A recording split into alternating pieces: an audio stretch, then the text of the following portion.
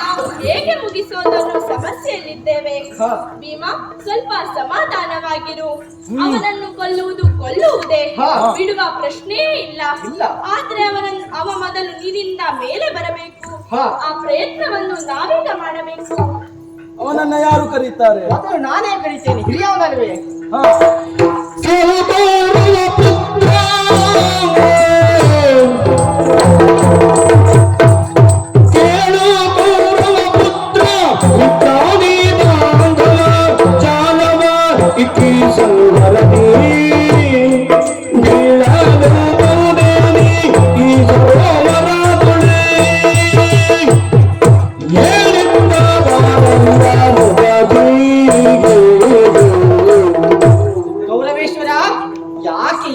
ದುಷ್ಕೃತ್ಯವನ್ನ ಮಾಡಿದ್ದೀಯ.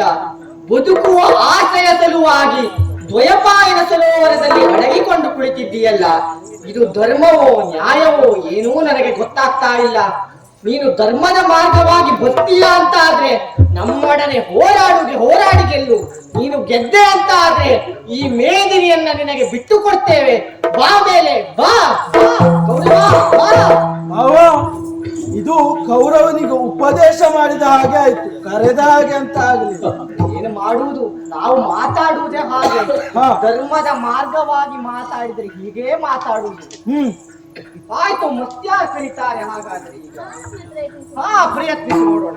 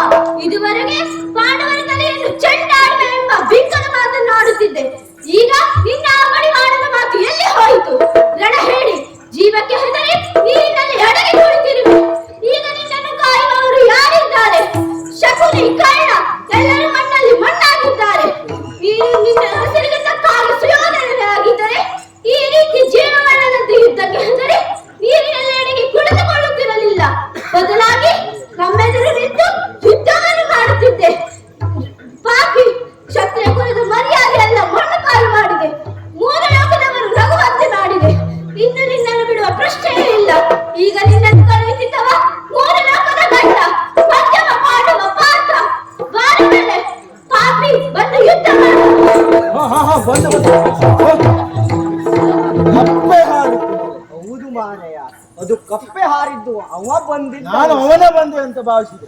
ಅರ್ಜುನ, ನೀನು ಚೆನ್ನಾಗೇ ಕದ್ದೆ, ಆದ್ರೆ ಅವನಿಗೆ ಮುಟ್ಲೇ ಇಲ್ಲ.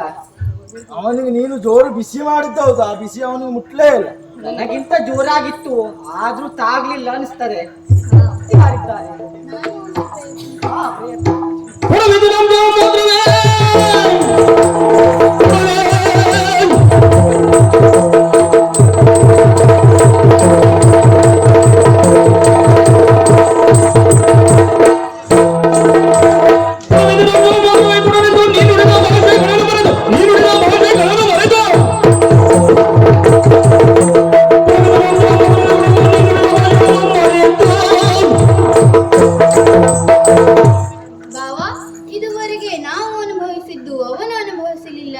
ಈಗ ಅವನು ಅನುಭವಿಸುತ್ತಿದ್ದಾನೆ.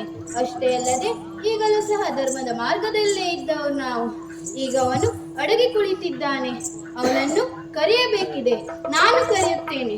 ಹೇ ಕುರುರಾಯ, ಯುದ್ಧದಲ್ಲಿ ಹಿಮ್ಮುಖನಾಗಿ ಓಡುವುದಲ್ಲ. ನೀನು ನಿಜವಾದ ಕ್ಷತ್ರಿಯನೇ ಹೋದಾದರೆ ನಮ್ಮಲ್ಲಿ ಬಂದು ಯುದ್ಧ ಮಾಡಿ ಜಯಗಳಿಸು.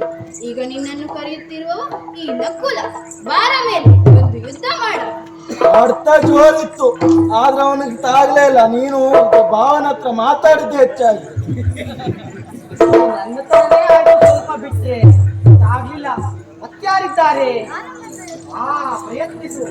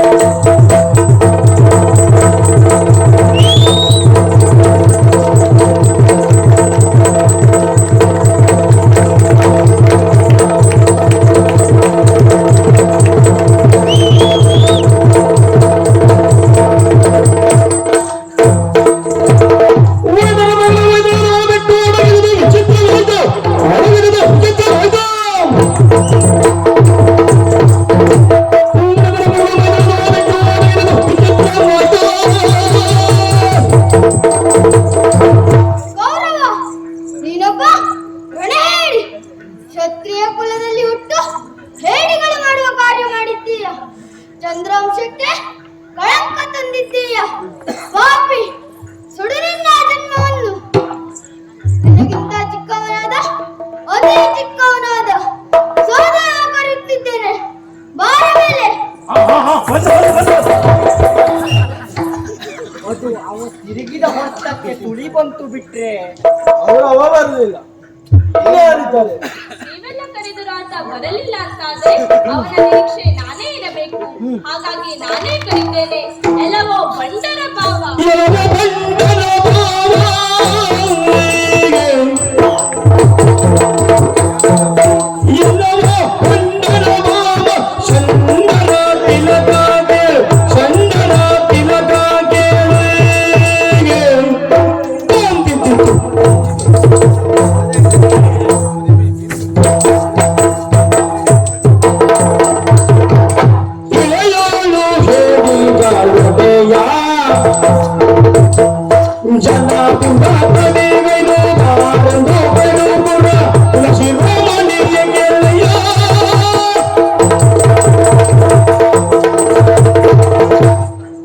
ಎಲ್ಲವೋ ಬಂಡರ ಭಾವ, ಷಂಡರ ಕುಲ ತಿಲಕ, ಇಳೆಯಳು ಹೇಡಿಗಳೊಡೆಯ. ಅವರು ಅನೇಕ ಮಂದಿ ಇದ್ದಾರೆ. ನೀನು ಯಾರಿಗೆ ಹೇಳ್ದಂತೆ ತಿಳಿದಿಲ್ಲ. ಸಮಸ್ಯೆ ಆಯ್ತಾ? ಹೌದು. ನೀನು ತಾಗಿಸ್ಕೊಳ್ಳಕ್ಕೆ ಹೋಗಬೇಡ ಪುಣ್ಯಾತ್ಮ. ಹಾ, ನೀನು ನನಗೆ ಭಾವ ಹೌದು, ಆ ಕೌರವನು ನನಗೆ ಭಾವ ಹೌದು. ಆದ್ರೆ ಆ ಕೌರವನಿಗೆ ಭಾವ ಮತ್ತೊಬ್ಬ ಇದ್ದಾನೆ. ಹಾ. ಯಾರು? ಜಯದ್ರಥ. ಹೌದು. ನಾನು ಹೇಳಿದ್ದು ಆತನ ಕುರಿತಾಗಿ. ಓ. ತನಗೆ ಹೆಂಡತಿ ಇರುವಾಗಲೇ ಸಂಬಂಧದಲ್ಲಿ ತಂಗಿಯಾಗಿರುವ ದ್ರೌಪದಿಯನ್ನು ಬಯಸಿ ಆಕೆಯ ಮುಡಿಗೆ ಕೈ ಹಾಕಿ ಎಳೆದುಕೊಂಡು ಹೋಗುವುದಕ್ಕೆ ಮುಂದಾದವಾತ. ಅದು ಎಂತಹ ಕೆಲಸ? ಬಂಡರ ಕೆಲಸ. ಅಂತಹ ಕೆಲಸವನ್ನು ಮಾಡಿದ ಜಯದ್ರಥ ಬಂಡ. ಆ ನಿಟ್ಟಿನಲ್ಲಿ ಆತ ಬಂಡರ ಭಾವ. ಇನ್ನು ಷಂಡರ ಕುಲ ತಿಲಕ ಅದೇಗೆ? ಈ ಮಹಾಭಾರತ ಯುದ್ಧ ಪ್ರಾರಂಭವಾಗಲು ಮೂಲ ಕಾರಣ ಈ ಕೌರವ. ಇದರಿಂದಾಗಿ ಲಕ್ಷಾಂತರ ಜೀವಿಗಳ ಹೆಣಗಳು ಉರುಳಿವೆ. ಇಂತಹ ಸಂದರ್ಭದಲ್ಲಿ ಕ್ಷತ್ರಿಯನಾದವನು ರಣಕ್ಷೇತ್ರದಲ್ಲಿ ನಮ್ಮೆದುರು ನಿಂತು ಹೋರಾಡಬೇಕಿತ್ತು. ಆದ್ರೆ ಅವ ಹಾಗೆ ಮಾಡಲಿಲ್ಲ. ಷಂಡನ ಹಾಗೆ ನೀರಿನಲ್ಲಿ ಎಳೆಗೆ ಕುಳಿತಿದ್ದಾನೆ. ಆದ್ದರಿಂದ ಅವ ಷಂಡರ ಕುಲ ತಿಲಕ. ಇನ್ನು ಇಳೆಯಳು ಹೇಡಿಗಳೊಡೆಯ. ಇವನ ಒಡನಾಡಿಗಳಾದ ಕರ್ಣ, ದುಶ್ಯಾಸನೆಲ್ಲರೂ ಹೇಗೆ ಅಂದರೆ ಕೌರವ ಏನೇ ಮಾಡಿದರು ಏನೇ ಹೇಳಿದರು ಸರಿ ಎಂದವರೇ ಬಿಟ್ರೆ ತಪ್ಪಿದಾಗ ತಪ್ಪಿದೆ ಎಂದು ಹೇಳಿದವರಲ್ಲ. ಅದೇ ಅವರು ಇವನು ಕಷ್ಟದಲ್ಲಿದ್ದಾಗ, ಸಮಸ್ಯೆಯಲ್ಲಿದ್ದಾಗ ಯಾವ ಸಂದರ್ಭದಲ್ಲೂ ಇವನ ಜೊತೆಗೆದ್ದವರಲ್ಲ. ಹೇಡಿಗಳಂತೆ ಪಲಾಯನ ಮಾಡಿದವರು. ಹಾಗಾಗಿ ಇವ ಇಳೆಯೊಳಗಿಂತ ಹೇಡಿಗಳಿಗೆ ಒಡೆಯ. ಏ ಕುರುಕುಲೇಶ್ವರ, ಬಾ. ನಾನೊಂದು ಸಂಧಾನಕ್ಕೆಂದು ಬಂದಾಗ ನೀನು ಏನು ಹೇಳಿದ್ದೆ ನೆನಪಿದೆಯಾ? ನನಗೆ ವೈರಿಗಳು ಪಾಂಡವರಲ್ಲ, ಕೃಷ್ಣ ನೀನು ಎಂದು ಹೇಳಿದ್ದೆಯಲ್ಲ. ಅದೇ ನಿನ್ನ ವೈರಿಯಾದ ಕೃಷ್ಣನೇ ಕರೆಯುತ್ತಿದ್ದೇನೆ, ಬಾರ. ಇದು ಬೆಣ್ಣೆ ತಿಂದ ವಾಯು. ಇದು ಅವನಿಗೆ ಮುಟ್ಲೂ ಇಲ್ಲವ. ಯಾವ ಪ್ರಸಂಗವೇ ಆಗಲಿ ನಾನು ಮಾತನಾಡುವುದೇ ಹೀಗೆ. ಬಿಟ್ಟರೆ ನಿನ್ನ ಹಾಗೆ ಮಾತನಾಡೋದಕ್ಕೆಲ್ಲ ನನಗೆ ಬರುವುದಿಲ್ಲ. ಬೆಣ್ಣೆ ತಿಂದ ಬಾಯಿ ಅಂತಾದರೂ ಹೇಳು, ಏನೇ ಹೇಳು. ಆದ್ರೆ ನಾವೆಲ್ಲ ಕರೆದರೂ ಆತ ಬರಲಿಲ್ಲ ಅಂತಾದ್ರೆ ಈಗ ಏನು ಮಾಡುವುದು? ನಾನೊಮ್ಮೆ ಇದ್ದೇನಲ್ಲ, ನಾನೊಮ್ಮೆ ಕರೆಯುತ್ತೇನೆ. ಪ್ರಯತ್ನಿಸು.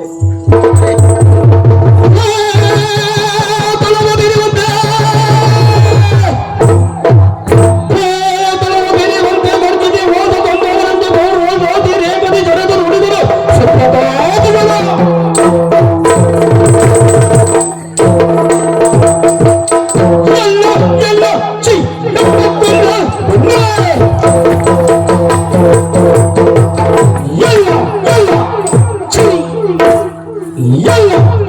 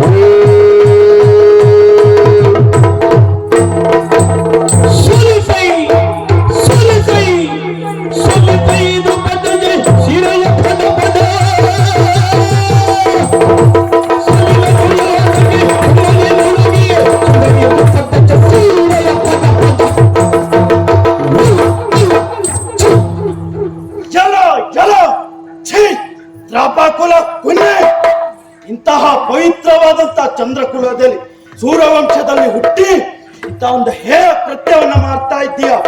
ನನಗೆ ಛೀ ಕುನ್ನಿ ಅಂತ ಹೇಳಿಕೆ ನನಗೆ ಮರ್ಯಾದೆ ಆಗುತ್ತಾ ಇದೆ. ಹೆಲೋ ಕೌರವ, ನೀನು ಅಂದು ಮಧ್ಯಾಹ್ನ ಕಾಲದಲ್ಲಿ ಯುದ್ಧ ನಡೆಯುವಾಗ ಅರ್ಥದಲ್ಲೇ ತಲೆ ತಪ್ಪಿಸಿಕೊಂಡು ಓಡಿ ಹೋದೆ ಅಲ್ಲ. ಈಗ ಹೋಗಿ ನೀರಲ್ಲಿ ಕುಳಿತಿದ್ದೀಯ. ಇದೋ ಮರು ಜೂತವನ್ನು ಆಡ್ಲಿಕ್ಕೆ ನನ್ನ ಅಣ್ಣ ಧರ್ಮರಾಯ ಬಂದಿದ್ದಾನೆ. ಬಾ, ನಮ್ಮ ಐವರ ಮಡಿದಾದಂತ ಪಾಂಚಾಲಿ ಬಂದಿದ್ದಾಳೆ. ಬಾ, ಅವಳ ಸೀರೆ ಸೈರಿಗೆ ಕೈ ಹಾಕು. ಬಾ, ಅದಲ್ಲ ಈಗ ನಿನಗೆ ಕರೆಯುತ್ತಿರೋನು ಯಾರು ಗೊತ್ತೇ?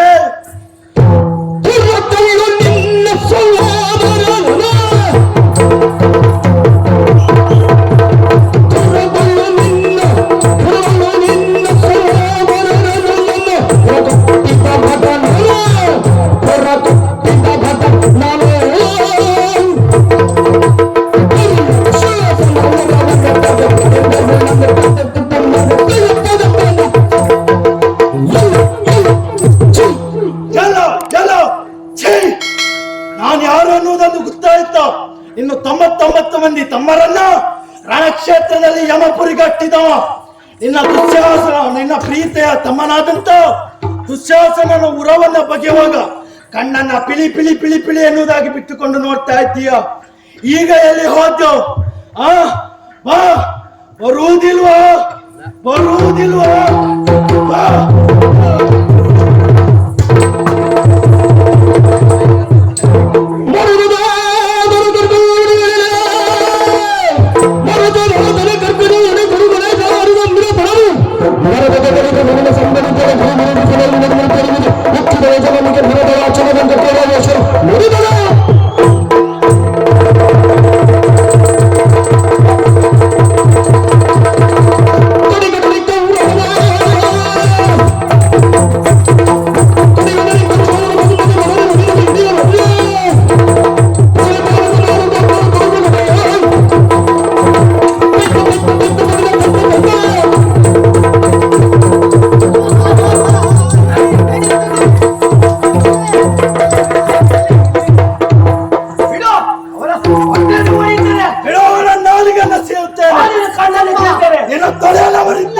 ಒಬ್ಬನೇ ಅಲ್ಲ, 5 ಪಾಂಡವರು ಬನ್ನಿ, ಒಬ್ಬನೇ ಎದುರಿಸುತ್ತೇನೆ.